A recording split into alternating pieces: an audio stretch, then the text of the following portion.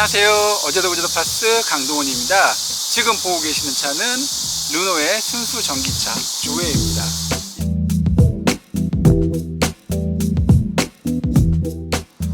이 차는 2012년 유럽에서 데뷔한 후 올해 6월까지 21만 6천 대가 팔린 명실상부한 베스트셀링카고요. 현재 누적 판매량으로 보면 유럽에서 가장 많이 팔리는 전기차입니다. 오늘은 이 차의 내외관과 편의사항을 설명드릴 텐데요. 우선 후면을 보실까요? 가장 눈에 들어오는 게 후미등에 달려있는 다이나믹 턴 시그널입니다. 보시는 것처럼 조에는 소형 전기차입니다. 길이도 그렇지만 특히나 차폭이 좁아요. 대략 푸조 208과 흡사한 크기고 우리나라의 엑센트보다는 조금 작은 크기입니다. 이 차량의 크기를 살펴볼게요.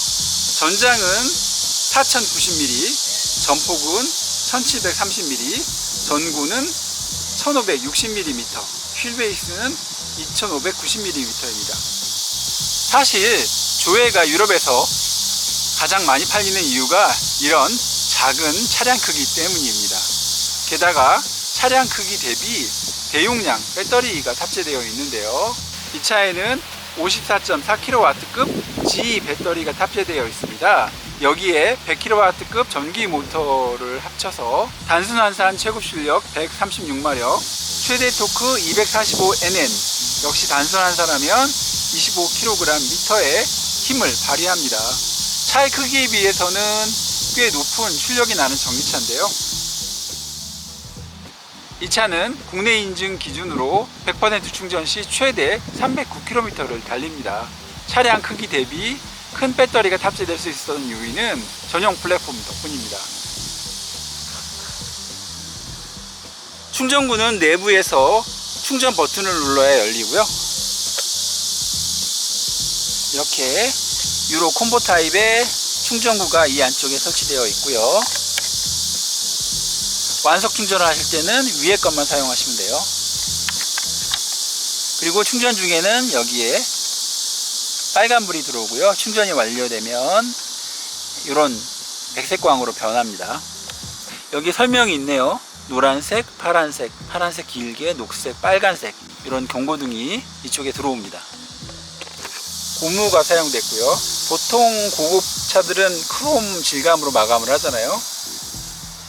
그런데 비필러 부분은 카본 느낌이 나는 스티커 같은 걸로 마감을 했네요. 여기 약간 이게 벗겨질 수도 있겠네요. 아무튼 비필러를 이렇게 별도로 랩핑을 해서 1열과 2열 창문을 연결하는 듯하게 보이게 했습니다. 요거는 뭐 별거는 아니지만 이렇게 하면 차가 약간 더 고급스럽게 보이긴 하거든요. 오토클로징이 작동돼서 차량의 문이 잠겼고요. 가까이 가보겠습니다. 자동으로 열렸어요.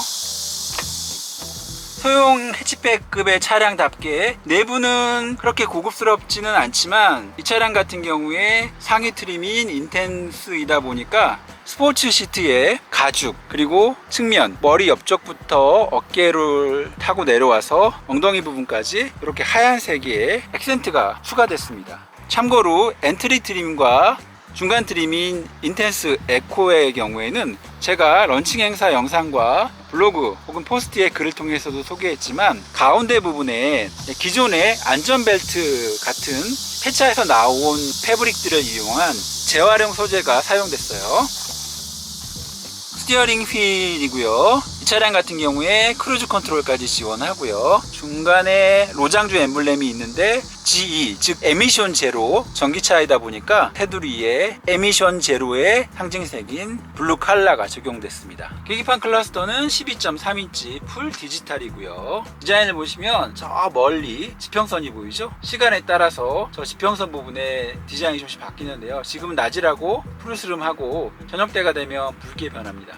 센터 디스플레이는 9.3인치이고요. 르노의 이지 커넥트가 탑재됐습니다. 이지 커넥트는 스마트폰과 연결을 돕기 위한 커넥티브 인터페이스인데요. 안드로이드 오토, 애플 카플레이 기본 적용하고요. 그리고 제가 다른 영상에서 소개해드린 것 같이 마이 르노 앱하고도 연결을 할 수가 있어요. 참고로 조회 같은 경우에 마이 르노 앱에 전기차 메뉴로 들어가서 여러 가지 편리한 기능들을 사용할 수 있으니까 해당 영상 밑에 걸어 놓을 테니까 참고하십시오.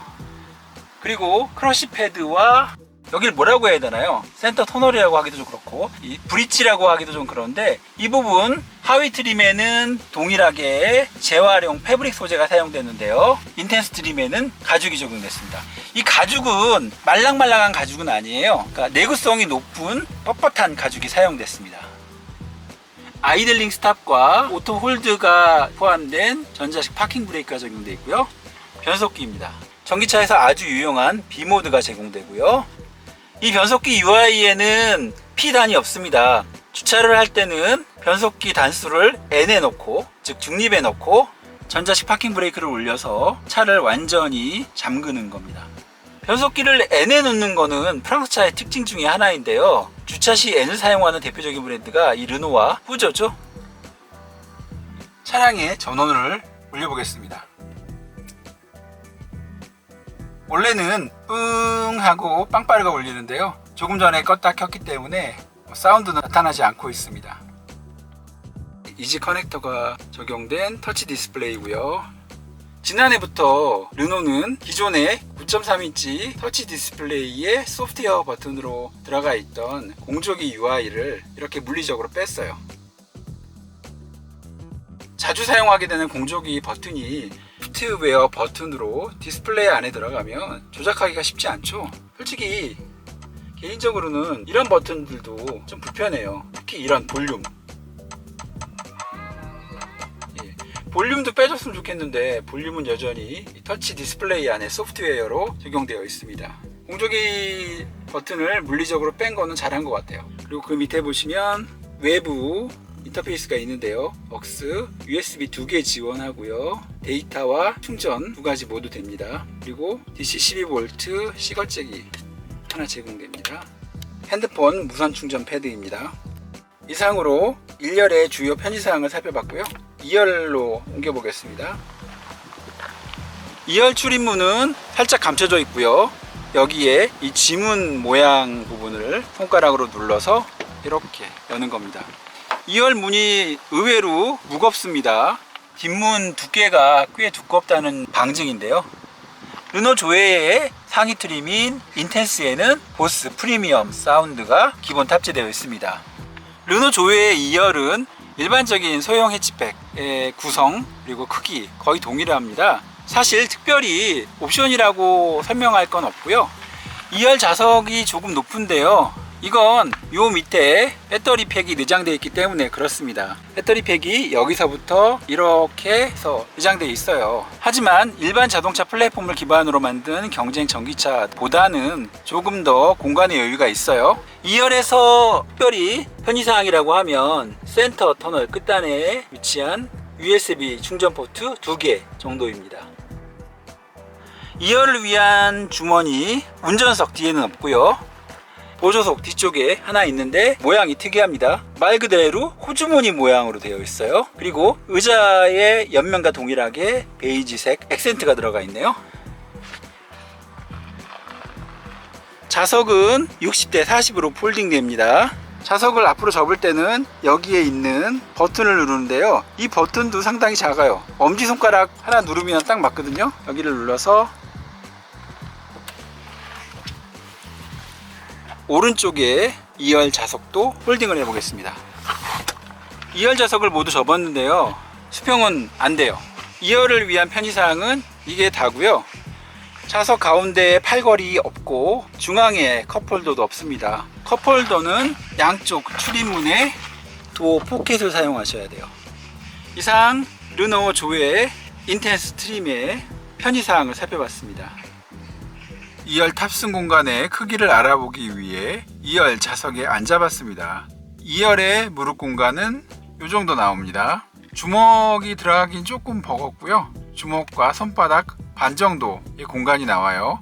참고로 제 키는 177cm고요. 운전석 제 키에 맞춰 설정을 했는데 저는 운전석을 조금 앞으로 당겨 앉는 스타일이거든요. 그렇다면 운전석을 여유있게 앉으시는 분들 그 설정에 맞게 또 제 키에 맞춰서 생각을 해보면 2열에 앉았을 때 무릎이 1열 좌석 이 뒷판에 붙을 것 같습니다. 다만 이 부분이 가죽으로 씌워져 있고 안쪽에 공간이 있어요. 부드럽게 안쪽으로 밀리거든요. 그래서 무릎이 이렇게 닿더라도 크게 부담이 되지는 않습니다. 르노 조회 전기차의 엔진룸입니다. 앞서 이 차가 소형 전기차라고 설명을 드렸는데요. 사실 앞쪽에 후드가 그렇게 크지 않습니다. 후드 안쪽에 엔진룸에는 파워트레인하고 기타 장치들이 가득 차 있고요. 이 앞쪽에 공간이 좀 있어 보이는데 어떤 분들은 이 부분에 프렁크, 즉 프론트 트렁크를 조그맣게 만들었으면 어땠을까라는 아쉬움을 얘기를 하는데요. 그렇게 얘기하시는 분들은 제가 알고 있기로는 테슬라 유저들일 거예요. 테슬라 같은 경우에 이쪽에 꽤 널찍한 프렁크가 마련되어 있습니다. 하지만 르노 조회는 그게 불가능한 게 여기가 비어있는 것처럼 보이지만 실제로는 이 안쪽에 냉각 팬이 들어가 있고요. 다 장치들이 보이지는 않지만 여기에 자리 잡고 있습니다.